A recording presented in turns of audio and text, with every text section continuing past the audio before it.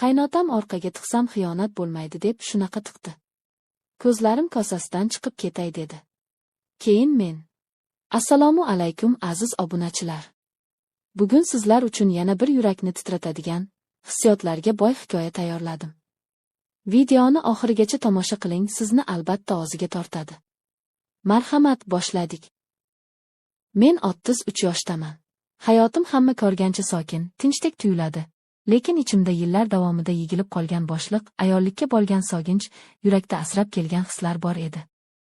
9 yillik turmushim davomida erim bilan munosabatimiz hech qachon bir xil, bir maromda bo'lmagan. U ko'proq ishga berilgan, oilaga vaqt topolmaydigan, uyga kech kiradigan odatdan hech qolmagan. Men esa xuddi odatdagi ayollardek uy ishlari, bola, ro'zg'or bilan bandman. Lekin yuragimda bir paytlar yashagan iliqlik allaqachon ochib ketganini aytishga botinolmasdim. Shu yillar ichida eng ko'p menga yaqin bo'lgan inson qaynotam edi. U yaxshi odam, mehribon, lekin ba'zan uning menga bo'lgan nigohlari ichimda galati hissiyotlarni uyg'otardi. Avvallari buni oddiy ota mehriga yoyib kelerdim, lekin oradan vaqt o'tgan sayin u qarashlar, ozgacha ma'nodagi izohlarni yashira olmay qolar edi. Bir kuni erim yana navbatchilikda qolishini aytdi. Bolamni uxlatib, oshxonada idishlarni yigishtirib yurgandim. Qaynotam ichkaridan chiqib sekin ovozda: "Qizim, yana yolg'iz qoldingmi?" deb so'radi. "Ha, ishlaridan bosholmayaptilar", dedim jilmayib. U menga uzoq tikildi. O'sha nigoh yuragimni nimagadir siqib yubordi. Nigohida achinish ham, mehr ham bor edi, lekin yana nimadir men ko'rmaslikka urinadigan, ayol sifatida sezib qo'rqadigan tuyg'u bor edi. "Sen juda sabrli ayolsan", dedi u past ovozda. "Har bir erkak bunday ayolni qadrlashi kerak."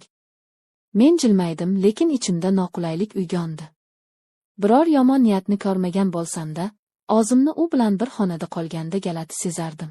Ba'zan u ortiqcha maqtardi, goho "sen juda chiroyli qizsan" deb qo'yardi.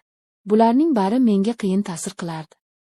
O'zimning uyimda o'zimni begona kabi his qila boshladim. Mana shunday og'ir kunlarning birida ishxonamizga yangi yigit ishga keldi, Azamat. U juda muloyim, kamtar, qarashlarida iliqlik bor. Gaplashganimda o'zimni yengilroq his qilardim. U yosh edi, hayotga ishtiyoq bilan boqardi. Balki men yoshligimni unda ko'rgandirman. Balki u menga bo'lgan iliq munosabati bilan yuragimda uzoq vaqt o'chirib qo'yilgan bir tuyg'uni qayta yoqqandir. Bir kuni tushlik payti yonimga kelib o'tirdi. "Opa, bugun charchagandeksiz.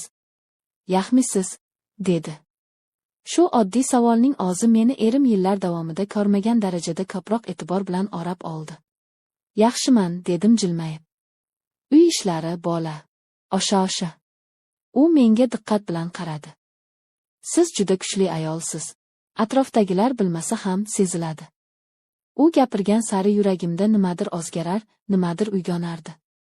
U menga qaraganda boshqacha edi, samimiy, yengil, iliq.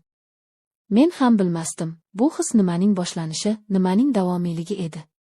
Biz suhbatlashganimizda vaqt o'tib ketganini sezmay qolardim. Shu vaqtda uyda esa vaziyat tobora og'irlashardi. Qaynotam imkon topganida yonimga kelib, menga yaqin gaplar aytardi. Bu menga yoqmasdi, lekin ochiq aytolmasdim. Men uni hurmat qilardim, u esa shunday chegarani sezmayotgandek edi. Bir kuni kechqurun oshxonada idish yuvayotganimda, u orqamdan sekin kelib qo'limdan idish artadigan latta oldi. "Qizim, sen bunchalik ishlashga arzimaysan", dedi. "Sen ota nozik ayolsan." O'sha payt yuragim hapriqib ketdi. Men orqamga yoqimsiz jilmayib qaradim. "Rahmat, dadajon. Men hamma ishni o'zim uddalayman", dedim. Lekin ichimda qo'rquv bilan birga uyga bo'lgan ishonchim tobora yo'qolib borardi. Shunday kunlarning birida Azamat bilan ishxonada kechroq qolib ketdik. U kompyuterda bir faylni tugatishi kerak edi. Men esa hujjatlarni yigayotgan edim. Tashqarida yomg'ir quyib yubordi. Qurib qolgan shahar birdan jimjit bo'lib qoldi. Ofis ichida esa faqat biz. Azamat deraza yonida turib yomg'irni kuzatdi. "Opa", dedi sekin. "Ha." U menga qaradi. U qaraganda yuragim beixtiyor ildam ura boshladi. "Siz bilan gaplashganda odam o'zini yengilroq his qiladi. Bilasizmi, sizda juda sokin, chiroyli bir narsa bor." Bu gap meni titratib yubordi. Menga bunday so'zlarni hech kim aytmagandi. Men yillar davomida ayolligimni his qilolmagan edim. Shu payt Azamat menga yaqinroq turdi, lekin u men o'ylagan ishni qilmadi. Faqat jilmaydi. Sizga hech kim bunday gaplarni aytmayotgan bo'lsa kerak, dedi. Men bir lahza ko'zlarimni yumdim. Og'zimni qo'yishga joy topolmadim. Hech kim, deb qo'ydim past ovozda. Biz shu holatda uzoq turdik. Ikkimiz ham bir-birimizga bir qadam yaqin, lekin bir qadam uzoq edik. Yomg'ir tovushi esa bizni ichki sukutga chorlardi.